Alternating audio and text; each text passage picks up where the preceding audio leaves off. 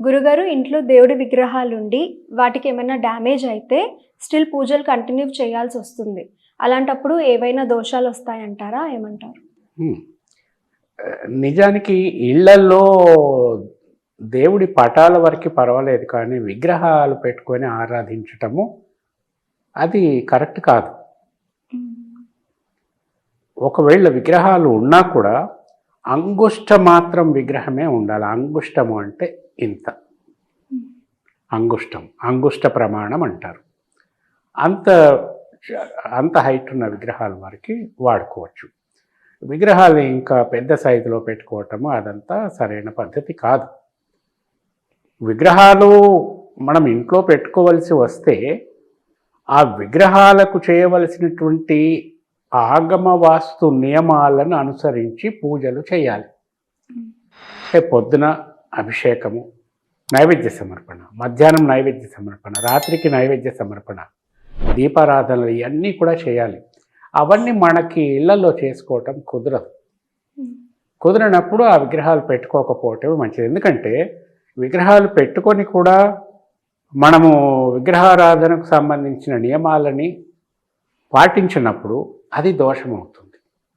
ఆ విధంగా మనకు చెడు ఫలితాలు వచ్చే అవకాశాలు ఎక్కువ.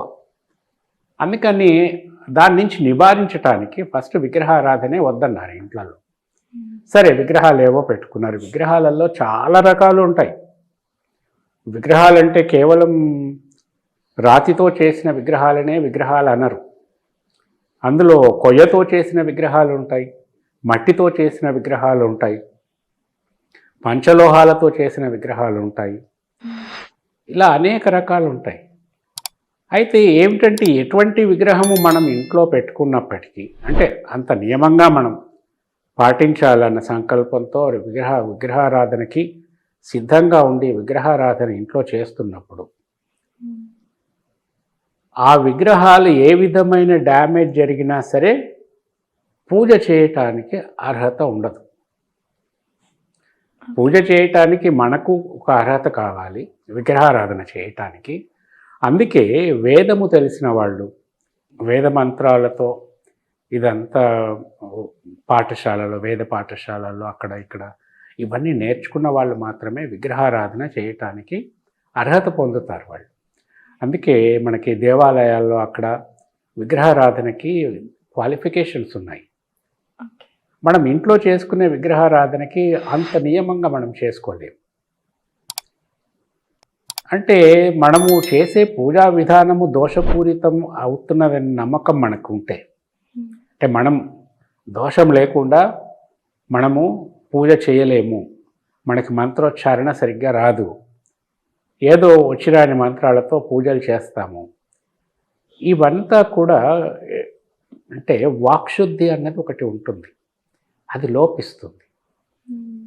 వాక్శుద్ధి రెండు రెండు రెండు విధాలు. మళ్ళీ వాక్శుద్ధి అంటే ఏదైతే వాక్కు మనం పలకాలో ఆ వాక్కుని ఆ పద్ధతిలో పలకలేకపోవటము వాక్శుద్ధి.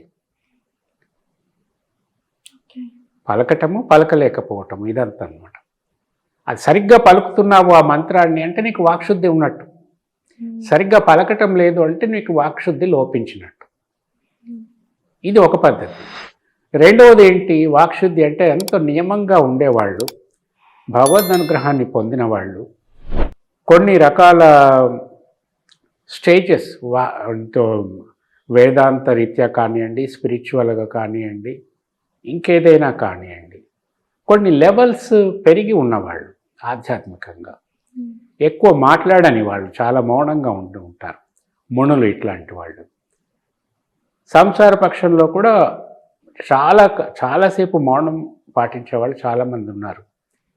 వీళ్ళు ఎప్పుడైనా మాట్లాడారంటే అది నిజమవుతుంది. దీన్ని కూడా వాక్శుద్ధి అంటారు. ఈ వాక్శుద్ధికి సంబంధించి ఇంకొక దాంట్లో మనం చెప్పుకోవచ్చు. మనం మంత్ర పఠనం ఇవన్నీ చేసేటప్పుడు మన లోపల వాక్శుద్ధి లోపించినప్పుడు అది మంచిది కాదు. సో మనం అంత నియమంగా చేయలేనప్పుడు మామూలుగా సంసారంలో ఇళ్లలో చేసుకునే పూజా విధానంలో చేసుకోవటంలో తప్పు లేదు.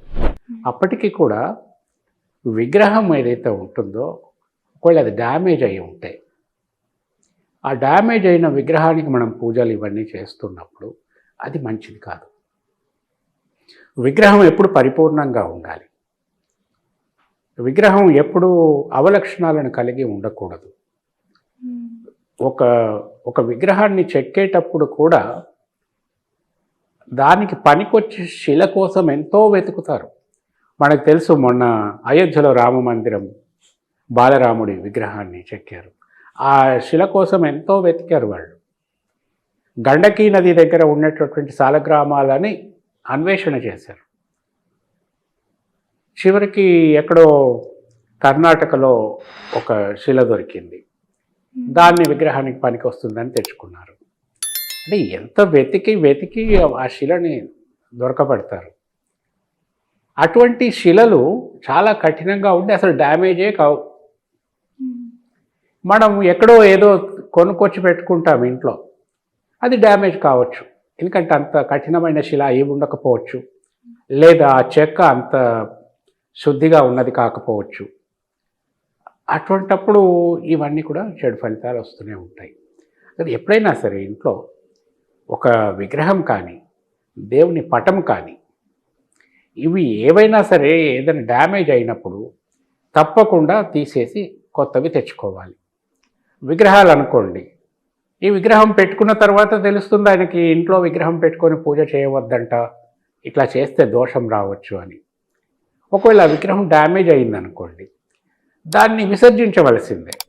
విసర్జనకి పద్ధతులు ఉన్నాయి, చాలా రకరకాల పద్ధతులు ఉన్నాయి. మామూలుగా చిన్న చిన్న విగ్రహాలు అయితే వాటిని చక్కగా తీసుకొని వెళ్ళి ప్రార్థన చేసి వాటిని ఎక్కడైనా నీళ్ళల్లో వదిలేయచ్చు, ప్రవాహంలో వదిలేయచ్చు, పంట కాలువలలో వదిలేయచ్చు, మురికి నీళ్ళల్లో వదిలేయకూడదు. దండం పెట్టుకొని మనం గణేష్ నిమజ్జనం చేస్తాం కదా, అట్లా. ఇంకా కొన్ని విగ్రహాలు ఉంటాయి, వాటిని ఉద్వాసన చెప్పటం చాలా కష్టం. ఉదాహరణకి విఘ్నేశ్వరుడి విగ్రహం ఉందనుకోండి, అది ప్రతిష్టాపనకి చాలామంది వస్తారు ప్రతిష్ఠించడానికి, దానికి ఒక పద్ధతి ఉంది, చేస్తారు.